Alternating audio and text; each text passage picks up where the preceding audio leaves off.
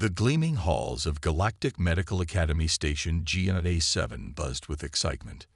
Today marked the first ever human instructor teaching at the most advanced medical facility in the known universe. The Academy's white walls and clean air showed how different it was from Earth's hospitals. Tom walked into the classroom, carrying an old first aid kit that looked out of place among the shiny medical tools. The alien students stared at him with all their eyes. Some had 2, others had 6, but all showed the same mix of curiosity and doubt. "Welcome to Emergency Medical Response. Earth Methods," Tom said, putting his kit on the table. 3 alien students sat in the front row. Rod, whose skin changed colors with his mood, currently showed a nervous green. Blue, who looked like a tall stick figure made of crystal, made quiet tinkling sounds as she moved. Leaf, who had bark-like skin and breathed through small holes in his chest, leaned forward with interest. "Your academy has the best healing tools in the galaxy," Tom said, opening his basic first aid kit. "But what happens when they break? When you can't use them? Today, you'll learn how humans save lives with simple things." Rod's skin turned a worried yellow.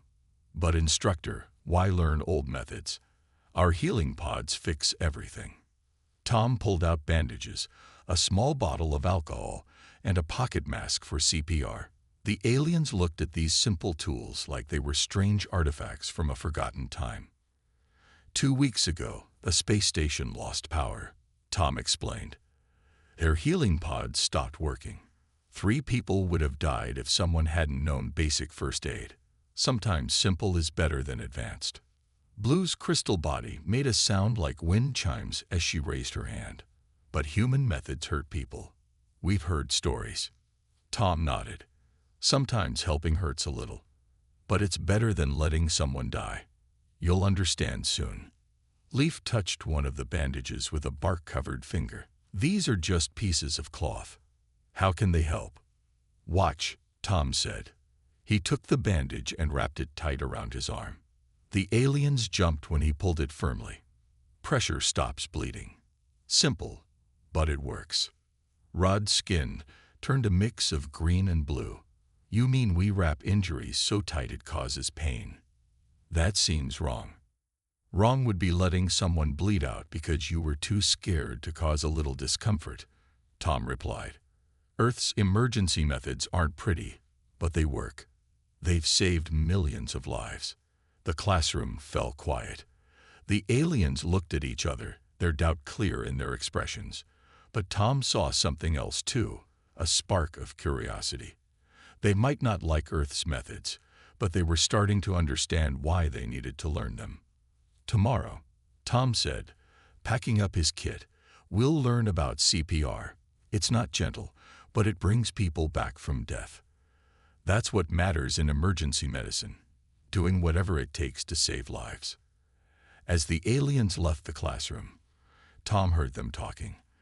They sounded worried about what they would learn, but none of them dropped the class.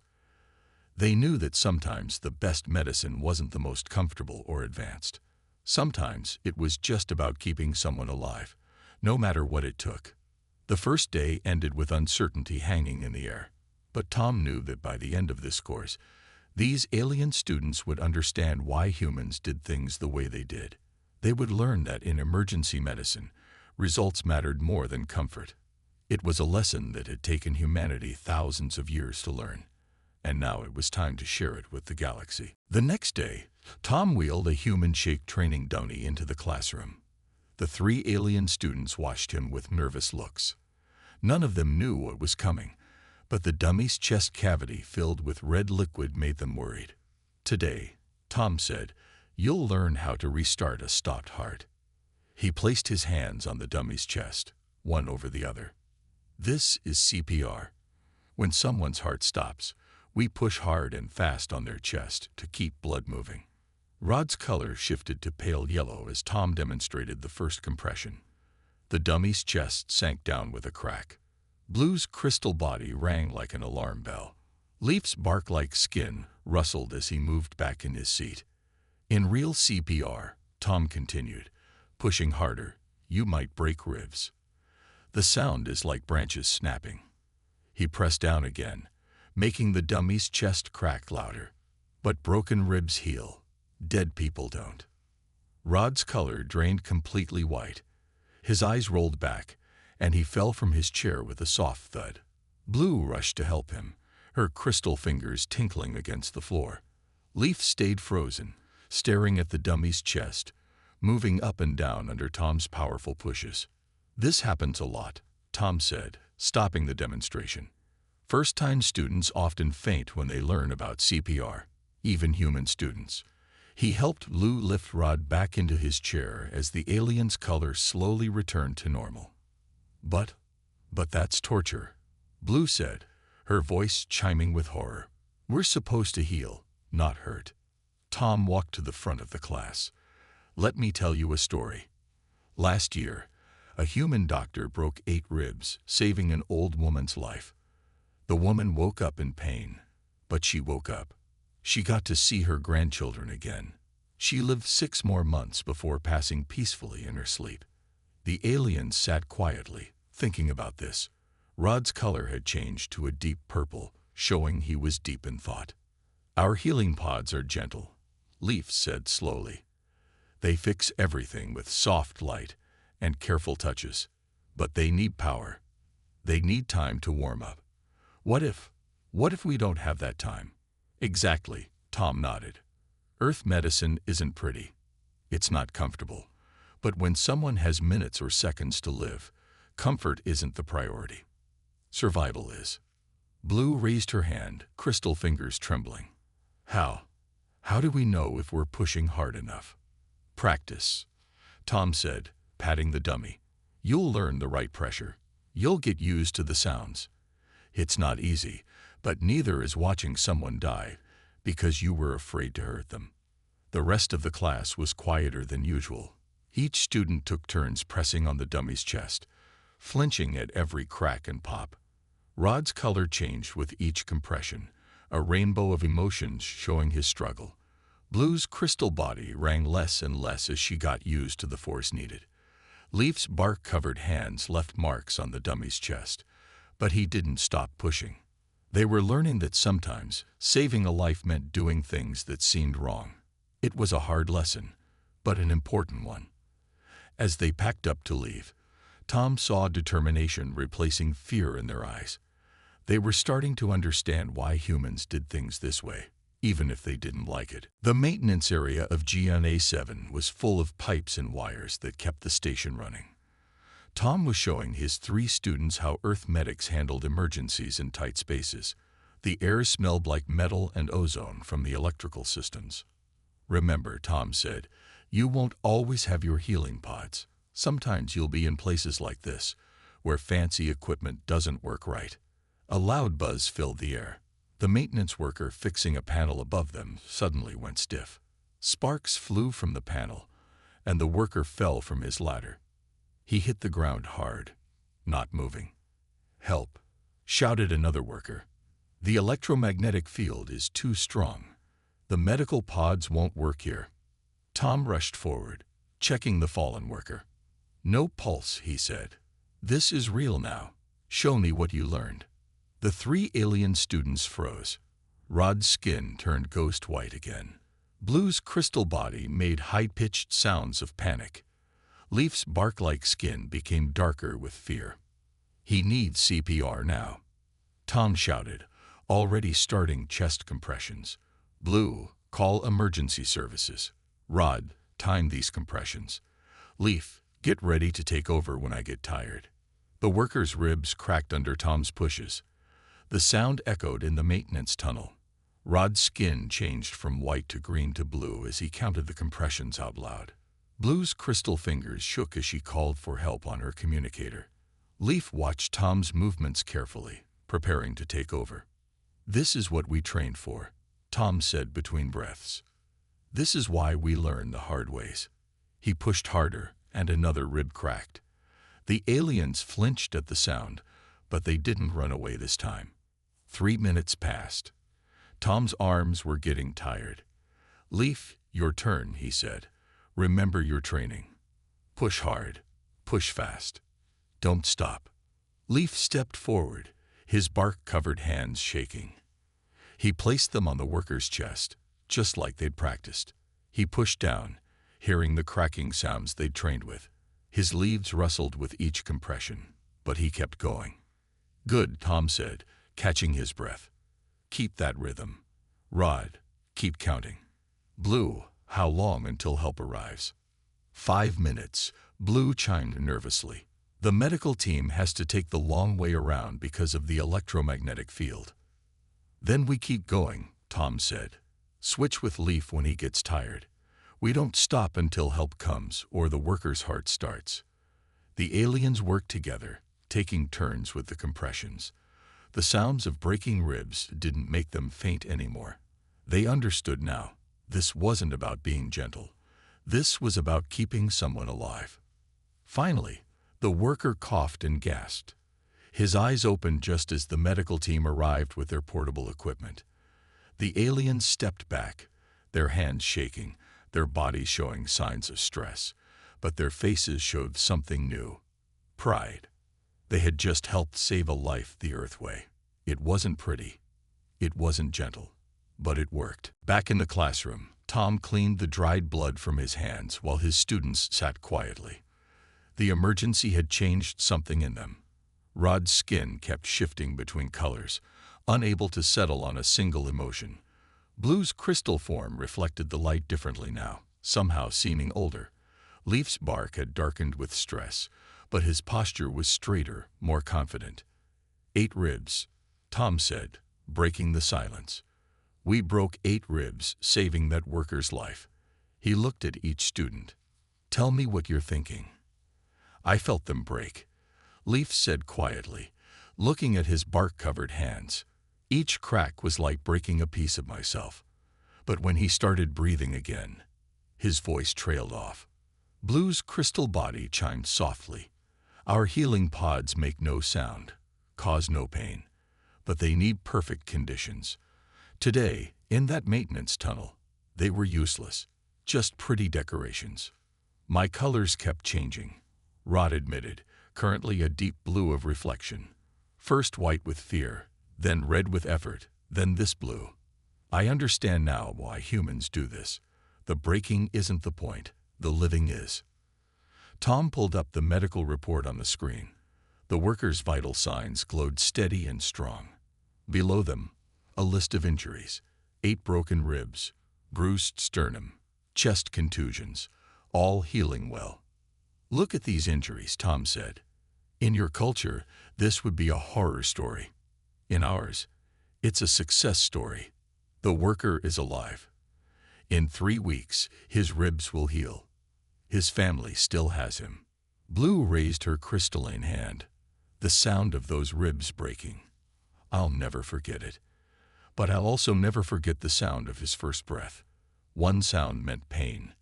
The other meant life. That's the core of human emergency medicine, Tom said. We're not gentle because we can't afford to be. Death isn't gentle. Fighting it isn't pretty. Leaf stood up, walking to the training dummy they'd practiced on yesterday. We thought this was brutal, he said, touching the dummy's chest. We were wrong. It's not brutal. It's determined, like your species. The room fell quiet again, but this silence was different from the shocked quiet of their first class. This was the silence of understanding, of respect earned through action rather than words. When I first saw human medical techniques, Rod said, his color settling into a steady green of growth, I thought your species was primitive, violent. Now I see you're practical. You do what needs to be done. Tom smiled. That's humanity in a nutshell. We're not the strongest or the most advanced, but we survive. We help others survive. Sometimes that means doing hard things. The aliens looked different now. The fear was gone from their eyes, replaced by something stronger. They had crossed a line today, moved from theory to practice, from horror to understanding. They had learned one of humanity's hardest lessons. Sometimes saving a life meant being willing to cause pain. The training room looked different now. The once scary dummy had become familiar, like an old friend. 3 weeks had passed since the maintenance tunnel incident, and Tom watched his students practice CPR with steady hands. "Harder, Blue," Tom called out. "Remember what real ribs feel like." Blue's crystal form sparkled as she pushed down with more force. The dummy's chest compressed properly this time, the clicking sound no longer making her flinch. Rod kept time, his skin a steady green of concentration. He had stopped fainting at the sounds weeks ago. Now he watched with analytical eyes, counting compressions and checking hand positions like a professional. "Switch," Tom called. Leaf stepped in smoothly, taking over from Blue without missing a beat. His bark-covered hands found the right spot instantly. The rhythm stayed perfect. "Tell me why we do this," Tom said, walking around the dummy. It was a question he asked every day now. "Because death doesn't wait for fancy machines," they answered together, continuing their practice. The response had become their motto, a reminder of why they learned these harsh methods. Blue raised her crystal hand while watching Leaf work. "Instructor, I've been thinking. Our sonic healing waves are gentle, but they take 10 minutes to power up. In those 10 minutes, the patient dies." Rod finished, his skin flickering briefly to gray. "Humans don't wait those 10 minutes. They act." Leaf switched out, letting Rod take over. "My people heal with light touches and growth energy," he said between compressions. "But now I understand. Sometimes a broken rib now is better than a perfect healing that comes too late." Tom pulled out his tablet, showing them the maintenance worker's latest medical scan. The ribs they had broken were almost healed. The worker was back at work, alive because they hadn't waited for perfect conditions. "Your next test is tomorrow," Tom said. "Full emergency response, no advanced tech allowed. Are you ready?" Blue stepped up to the dummy again, her crystal form catching the light. "Before, I would have said no. Now." She did a perfect compression sequence, each push exactly right. "Now I know I can help people even without my sonic waves." They practiced until the station's day cycle ended. Each compression was strong, each rhythm steady. These weren't the same students who had gasped in horror at the thought of breaking ribs. They were becoming something new, medics who could work in any condition, with any tools. "One last round," Tom said. "Show me what Earth medicine looks like." They moved as a team now. When one tired, another stepped in. Their movements were sure, their techniques precise. They had learned that healing didn't always mean being gentle.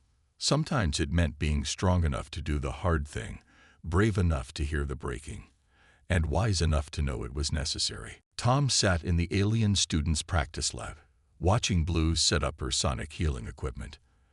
After weeks of learning Earth methods, his students had offered to show him their ways of emergency medicine. "Our sonic waves rebuild tissue instantly," Blue explained, her crystal form humming with the machine. "But they need time to charge, calibrate, and work. That's why your methods shocked us so much. They're instant."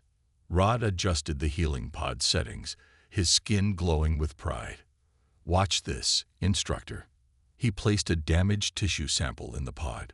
Soft light pulsed, and the tissue healed perfectly, leaving no scar. "Beautiful," Tom said. "But how long did that take?" 12 minutes, Leaf answered, checking the logs. 12 minutes to perfection. But now we know. Sometimes we don't have 12 minutes. Blue powered up her sonic emitter. The air vibrated with healing frequencies. "We're trying something new," she said. "Using Earth methods until our machines are ready. The patient stays alive with human techniques, then gets perfect healing from our technology." Tom watched as they demonstrated their new hybrid approach. Rod's color shifted to a teaching purple as he explained how they'd modify their healing pods. They had added emergency supplies, bandages, splints, and CPR masks, and lockers next to each pod. "See these settings?" Leaf pointed to the pod's control panel. "We added new programs. Quick heal for emergencies. It's not as perfect as full treatment, but it's faster. Sometimes speed matters more than perfection." They showed Tom their new emergency protocols. Stage 1. Earth methods to keep the patient alive. Stage 2. Quick heal programs for critical injuries. Stage 3. Full alien healing for perfect recovery. "You've built a bridge between our methods," Tom said, examining their modified equipment. "Taking the best of both." Blue's crystal form chimed with happiness. "Earth medicine taught us to act fast, to do what's needed. Our technology can finish the healing afterward. Together, they're stronger than either alone." Rod demonstrated their new emergency response plan. "When someone's hurt, we don't wait for the pods anymore. We act like humans first, then use our technology second. No more choosing between fast and perfect. We do both." The lab hummed with energy as they tested their hybrid methods. Human first aid supplies sat next to alien healing tools. Earth's quick, rough solutions paired with alien technology's perfect healing. They had taken what seemed like opposite approaches and made them work together. "This is how medicine should be," Leaf said, organizing supplies. "Not just gentle or just rough, but both when needed. We keep people alive the Earth way, then heal them perfectly our way." Tom looked at his students with pride. They hadn't just learned Earth's methods. They'd made them better by combining them with their own. Sometimes the best solutions came from understanding both sides of a problem. 6 months had passed since that first shocking class. The examination room buzzed with activity as Tom's 3 students prepared for their final test. Emergency scenarios waited behind closed doors, ready to challenge everything they'd learned. "Remember," Tom said, "you won't know what's behind each door. No advanced tech allowed. Show me what Earth medicine can do." The first door opened. A training dummy lay sprawled on the floor, showing signs of a heart attack. Rod moved first, his skin steady green with focus. His hands found the right position instantly. The sound of cracking ribs didn't make anyone flinch anymore. Blue took over seamlessly when Rod tired, her crystal form steady with each compression. "Checking breathing," she called out. Starting rescue breaths.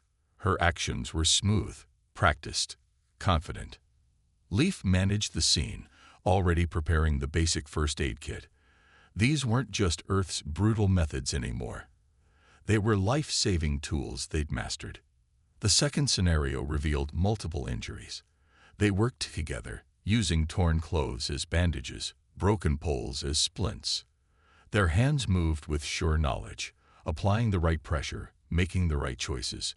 "Time's up," called the examiner. "Results are in." The room filled with other medical instructors and students. Many had doubted Earth's methods could be taught to advanced species. They'd been wrong. "Perfect scores," the examiner announced, "in all Earth emergency response categories."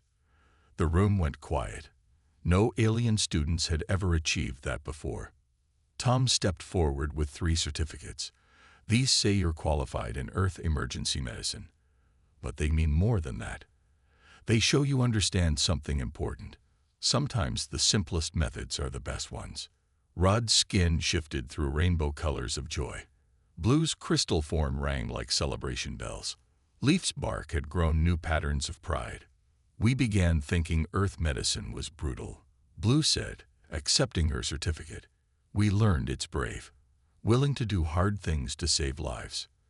Rod nodded, his skin settling on proud gold. "Our healing pods are wonderful, but they can fail. Earth methods never fail. They just need courage to use them. That's why we modified all emergency stations," Leaf added, "Earth supplies next to our advanced tools. Because now we know, healing doesn't have to be gentle to be good." The Academy's director stepped forward.